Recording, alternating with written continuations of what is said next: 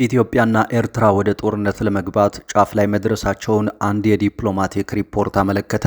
የዛሬ 7 ዓመት ስምምነት ላይ በመድረስ ዜጎቻቸውንም የዓለም ሕዝብንም አስደምመው የነበሩት የኢትዮጵያና ኤርትራ መንግስታት ዳግም ወደ ደም አፋሳሽ ጦርነት ሊገቡ ጫፍ ላይ እንደደረሱ ሚዲያችን የተመለከተው አንድ የዲፕሎማቲክ ኬብል ሪፖርት አመልክቷል።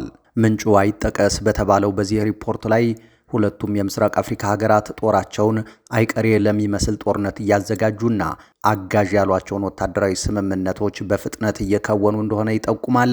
በዝርዝር መረጃችን ትሰሙታላችሁ።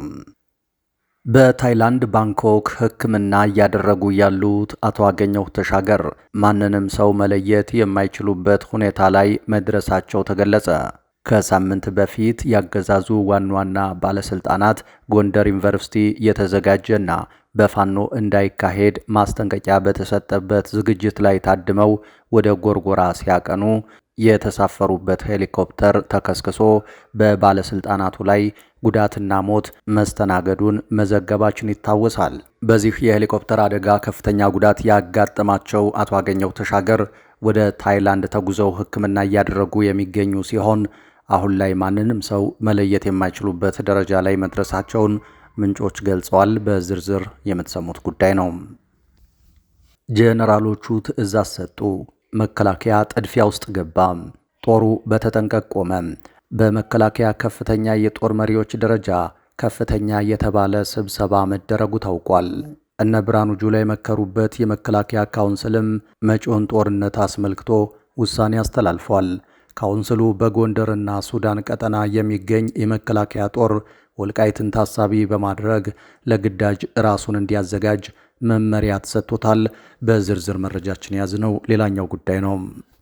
ሰላም ጤና ይስጥልን። በመላው የዓለም ክፍል የምትገኙ ክቡራትና ክቡራን የኢትዮስ ሚዲያ ቤተሰቦች እንደምን ቆያችሁ? እነሆ ከተለያዩ ታማኝ መረጃ ምንጮች የደረሱንን አዳዲስ መረጃዎች ይዘን ቀርበናል። ለቻናላችን አዲስ የሆናችሁ ካላችሁ ሰብስክራይብ አድርጉ፣ ቪዲዮውንም ላይክና ሼር በማድረግ ጀምሩ። በቀጥታ ወደ መረጃዎቹ አለፍን። እስከ መጨረሻው ተከታተሉን።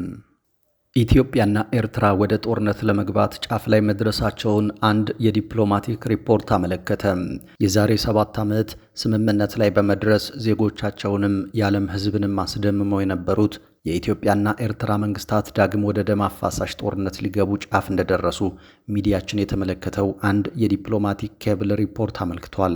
ምንጩ አይጠቀስ በተባለው በዚህ ሪፖርት ላይ ሁለቱም የምስራቅ አፍሪካ ሀገራት ጦራቸውን አይቀሬ ለሚመስል ጦርነት እያዘጋጁና አጋዥ ያሏቸውን ወታደራዊ ስምምነቶች በፍጥነት እየከወኑ እንደሆነ ይጠቁማል። ሪፖርቱ አክሎም አንድ የተሳሳተ አካሄድ ወይም ስሌት ወደ ለየለት ጦርነት ሊያስገባቸው እንደሚችልና ጦርነቱም የሀገር ውስጥ ተፋላሚ ኃይሎችን በቀጥታ ስቦ ማስገባቱ እንደማይቀር ይጠቅሳል። በአፋር ክልል ውስጥ በኢትዮጵያ መንግስት ድጋፍ የሚደገፍ አንድ ወታደራዊ ኃይል በፍጥነት ራሱን እያደራጀ እንደሆነ መረጃዎች ይጠቁማሉ። ኤርትራ በበኩሏ ከህወሓት እንዲሁም ከሌሎች የኢትዮጵያ ኃይሎች ጋር ግንኙነት በማድረግ ላይ እንደምትገኝ ተገልጿል። ባለፉት ጥቂት ሳምንታት የኢትዮጵያ መንግስት ለተባበሩት መንግስታት ድርጅት፣ ለምዕራባውያን ሀገራት እንዲሁም ለአፍሪካ ህብረትና ለጎረቤት ሀገራት ኤርትራ በኢትዮጵያ የውስጥ ጉዳይ ጣልቃ በመግባት ግጭቶችን እያባባሰች እንደሆነ የሚገልጽ ደብዳቤ በዲፕሎማቶቿ አማካኝነት ስታሰራጭ ነበር። ይህንን ተከትሎ የኤርትራ መንግስት መግለጫ ያወጣ ሲሆን ድርጊቱን የዓለም አቀፍ ማህበረሰብን ለማሞኘትና ለረዥም ጊዜ በኢትዮጵያ መንግስት ሲታሰብ የነበረውን ጦርነት ለመጀመር የሚደረግ ጥረት ነው ብሎታል። የኢትዮጵያ መንግስት ከቃላት ውርወራ በዘለለ ጦርነት ማካሄጃ የጦር መሳሪያዎች በብዛት ሲሸምት ነበር በማለትም ኤርትራ ከሳለች። በዚህ ዙሪያ በኢትዮጵያ በኩል እስካሁን ምላሽ አልተሰጠም። በሌላ ዜና በኤርትራ ከወራት ጀምሮ ለረጅም ዓመታት ታስረው የነበሩ የትግራይ ተወላጆች በስፋት እየተለቀቁ መሆኑን ከስፍራው የደረሰን መረጃ ያሳያል። የኤርትራ መንግስትና የህወሓት አመራሮች በቅርብ ወራት ጠበቅ ያለ ግንኙነት መስርተው እንደሚገኝ ይታወቃል። ይህንን ተከትሎም በድንበር አካባቢ አንዳንድ ከዚህ በፊት ብዙም የማይታዩ የህዝብ ለህዝብ ግንኙነቶች፣ ግብይቶችና የድጋፍ ሰልፎች እንደ ዛላምበሳ ባሉ ቦታዎች መታየት ጀምረዋል። ይህ በእንዲህ እንዳለ ትዕግስታችን አልቋል አሉ ኢሳያስ አፈወርቂ። አሰብና ባድመ በክረምቱ ይለይለታል። የዘፈን ዳርዳርታ እስክታ ነው እንዲሉ 4 ኪሎና አስመራ የጦርነት ድግስ እየደለቁ ነው። በዚህ ሰሞን የሚታየው የመረጃ ጦርነት የቅድመ ጦርነት አንደኛው ምልክት ሲሆን በተለይ ለዓለም አቀፉ ማህበረሰብ እየቀረቡ ያሉ ጥሪዎችም ጦርነቱ አይቀሬ መሆኑን የሚያሳዩ ናቸው። የተለያዩ ዓለም አቀፍ ተንታኞችም የሁለቱ ሀገራት ጦርነት አይቀሬ መሆኑን እየጠቆሙ ሲሆን ሰሞነኛው ውዝዋዜም ውጊያው የመጨረሻ ምዕራፍ ላይ መድረሱን እንደሚጠቁም እያሳሰቡ ነው። በዚህ ዙሪያ ኢትዮጵያና ኤርትራ ወደ ጦርነት ለመግባት ጫፍ ላይ መድረሳቸውን በአዲስ አበባ የሚገኙ ኤምባሲዎች ለየሀገሮቻቸው መንግስት ሪፖርት ማድረጋቸው ተሰምቷል።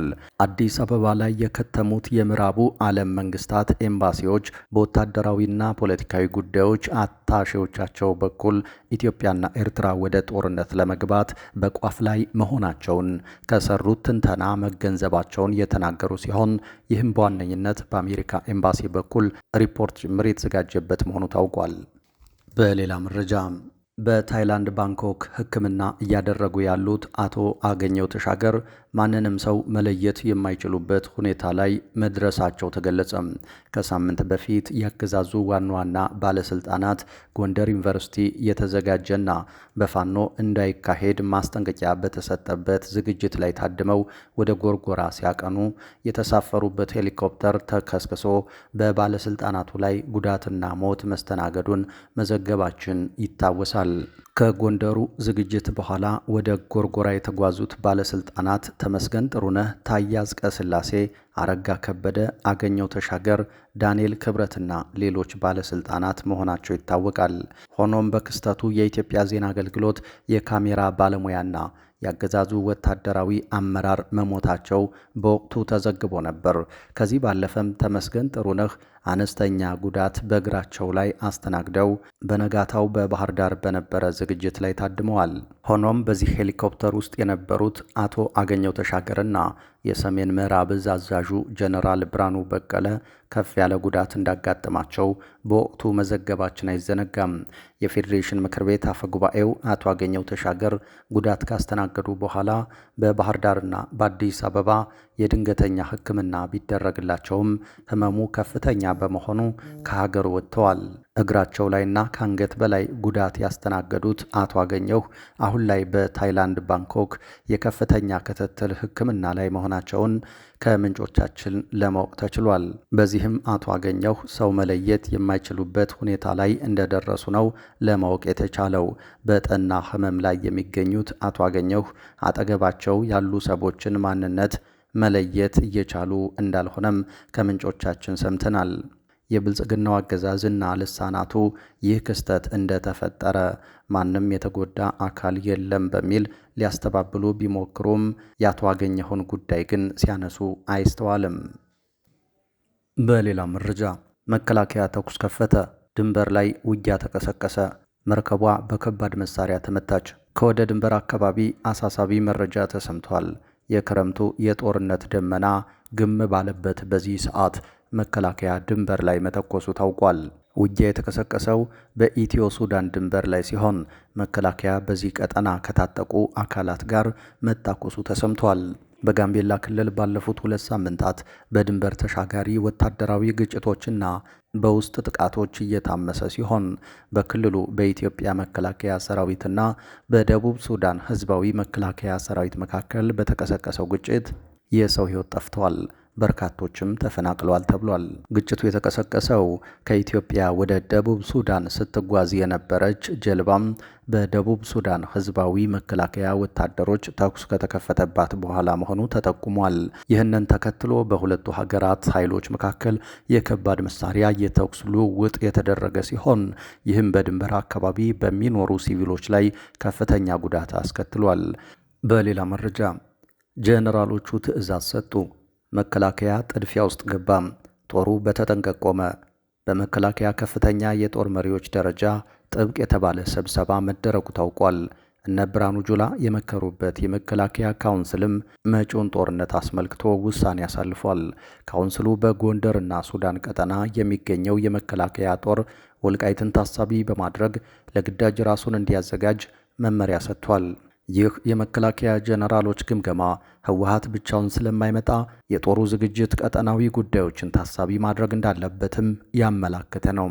በዚህም በቀጠናው የተሰማራው የመከላከያ ኃይል በሚሰጠው ትዕዛዝ ራሱን እንዲያስተናዳና የመጨረሻውን ትዕዛዝ እንዲጠባበቅ መመሪያ ተላልፏል። በመጪዎቹ ጊዜያት መከላከያ ስራ ሊበዛበት እንደሚችል ይገምታል። ህወሓት በወልቃይት በ5 በሚጠጉ ግንባሮች ውጊያ ለመክፈት አስቧል። በሌላኛው ወገን ደግሞ አይቀሬው የኢትዮ ኤርትራ ጦርነትም በባድመና በአሰብ አቅጣጫ ሊፈነዳ እንደሚችል ይጠበቃል። በዚህ ሁሉ ውጥንቅጥ ውስጥ በአማራና በኦሮሚያ ክልል የሚካሄዱ ውጊያዎች አሁንም ቀጥለዋል። እንዲያም ሆኖ መከላከያ ክረምቱ ከመበርታቱ በፊት የህወሓት ኤርትራ ጦርነት ከመለኮሱ አስቀድሞ በአማራ ክልል ዘመቻውን በማገባደድ የክልሉን ስምሪት ለአድማ ብተናና ሚሊሻ ለማስረከብ ጥድፊያ ውስጥ መግባቱ ነው የሚነገረው። በክረምቱ ዋነኛ የጦር አውድማ ይሆናል ተብሎ ከሚጠበቁት ውስጥ ወልቃይት አንዱ ነው። ህወሓት የተከዜ ወንዝ ከመሙላቱ በፊት ወልቃይትን ለመውረር ወስኗል። ለዚህም ዓላማው እንዳቅሙ ዝግጅት ሲያደርግም ከርሟል። በዚህም ተዋጊ ታንኮችን ሳይቀር ወደ ወልቃይት ማስጠጋቱን የተሰማው ህወሓቶች በእነሱ ግምገማ አሁን ለጦርነቱ የተመቸ ጊዜ ላይ ናቸው። ከህወሓት ተገንጥሎ የቀረው የቡድን ከስደትና ከጦርነት የተረፈውን ወጣት ይዞ ክረምቱ ከመግባቱ በፊት ጦርነት ለመክፈት ላይታች እያለ ነው ተብሏል። በወልቃይት መስመር ከተከዜ ማዶ እነ ኮሎኔል ደመቀ ዘውዱ የሚያንቀሳቅሱት የተከዜ ዘብ ጦርና መከላከያ ስለ ሰሞነኛው የጦርነት ዝግጅት መረጃው የደረሳቸው ሲሆን በተጠንቀቅ እንዲቆሙ ትዕዛዝ ተላልፎላቸዋል ተብሏል። ህወሓቶች ምዕራብ ትግራይን የምንይዘው በጦርነት ነው ብለው ዝግጅት ጨርሰዋል። ሱዳን ውስጥ ካለው የትግራይ ስደተኞች ካምፕ ወታደር እየመለመሉ በሱዳን ያለውን አርሚ 70 እንዲቀላቀሉ እያደረጉም ይገኛሉ። በአወዛጋቢው የሱዳንና ኢትዮጵያ ድንበር አልፋሻጋ በኩልም ባለው ሽረ ወይና ግንባር አሰልፈውታል የተባለው። በሌላ መረጃ በኮልፌ ቀራኒዮ ክፍለ ከተማ የመሬት መረጃን የያዘ አንድ የዳታ ሰርቨር ተሰርቆ መውጣቱ ተሰማ። የአገልግሎት ሰጪ ተቋማት ውስጥ የሚፈጸሙ ምዝበራዎች፣ አስተዳደራዊ በደሎችና የሙስና አሰራሮች በህዝብ ዘንድ ተደጋጋሚ ቅሬታ ይቀርብባቸዋል። ዛሬ የምናቀርብላችሁ መረጃ ደግሞ ከፍ ባለ ሁኔታ የተፈጸመን የዳታ ማዕከል ወይም ዳታ ሰርቨር ስርቆት ነው። በኮልፌ ቀራኒዮ ክፍለ ከተማ ውስጥ የክፍለ ከተማውን የመሬት ሙሉ ዳታ የያዘ ሰርቨር ልክ የዛሬ ወር ተሰርቆ መውጣቱን ሚዲያችን አረጋግጧል። ስርቆቱ ከመሬት አስተዳደር ቢሮ ውስጥ ሲፈጸም የሴኩሪቲ ካሜራ አስጠፍተው እንደሆነና አሁን ድረስ ማን እንደፈጸመው እንደማይታወቅ ምንጮች ከስፍራው ጠቁመዋል። በክፍለ ከተማ ውስጥ ለገበሬ ልጆች መሬት ለመስጠት የተሰበሰበው ዲጂታል ካርታ በሙሉ ጠፍቷል። የሌሎች ነዋሪዎች የመሬት ፋይልም ተያይዞ ተሰርቋል ብለው ለሚዲያችን ማረጋገጫ የሰጡት አንድ ስሜ አይጠቀስ ያሉ የክፍለ ከተማው ሰራተኛ ናቸው። በረቀቀ መልኩ የሴኩሪቲ ካሜራ እንዲጠፋ ተደርጎ ሰርቨሩ ከተወሰደ በኋላ ብዙ የክፍለ ከተማው ሰራተኛ መታሰሩ ታውቋል። አንድ ሌላ የመረጃ ምንጭ ቁጥራቸው 13 ገደማ መሆኑን ጠቁሟል። የተሰረቀው ፋይል ተሰብስቦ ያለቀና በአዲስ አበባ ደረጃ እየተጣራ ያለ ነበር። በየክፍለ ከተማው ተጣርቶ ካርታ እንዲሰራላቸው ሲጠብቁ የነበሩ በሙሉ መረጃቸው ተሰርቋል በማለት እኚህ ጥቆማ ሰጭ ተናግረዋል። ሰራቂው እስካሁን ማን እንደሆነ እንደማይታወቅ፣ ተጠርጣሪዎቹ ግን እንደተያዙና የሴኩሪቲ ካሜራ መጥፋቱ ምናልባት ራሳቸው የተቋሙ ሰራተኞች ተሳትፈውበት ሊሆን ይችላል የሚል ጥርጣሬ ፈጥሯል። የተገልጋዮች መረጃ በዚህ መልኩ መሰረቁን ተከትሎ ሌሎች የተቋሙ ሰራተኞች የሰዎችን መሬት እንደ አዲስ ለመለካትና ፋይል ለማደራጀት ከ5 ቀን በፊት እንደ አዲስ ስራ መጀመራቸው ታውቋል። በዚህ ሂደት ውስጥ ፋይል የዘረፉት ሰዎች ምን ሊያደርጉ ይችላሉ የሚለው ስጋት ውስጥ እንደከተታቸው ነዋሪዎች የተናገሩ ሲሆን ምናልባት ከፋይሉ መጥፋት ጋር ተያይዞ በግርግር በርካታ ሰዎች መሬታቸውን ሊያጡ እንደሚችሉ ሲወራ እንደሰሙ ጠቁመዋል። የተወደዳችሁ አድማጭ ተመልካቾቻችን ከኢትዮስ ሚዲያ ለዚህ ሰዓት የያዝናቸው አዳዲስ መረጃዎች እነዚህ ነበሩ። ከቆይታ በኋላ በሌሎች መረጃዎች ድጋሚ እንገናኛለን። እስከዛው በያላችሁበት ሰላም ጊዜ ተመኘን።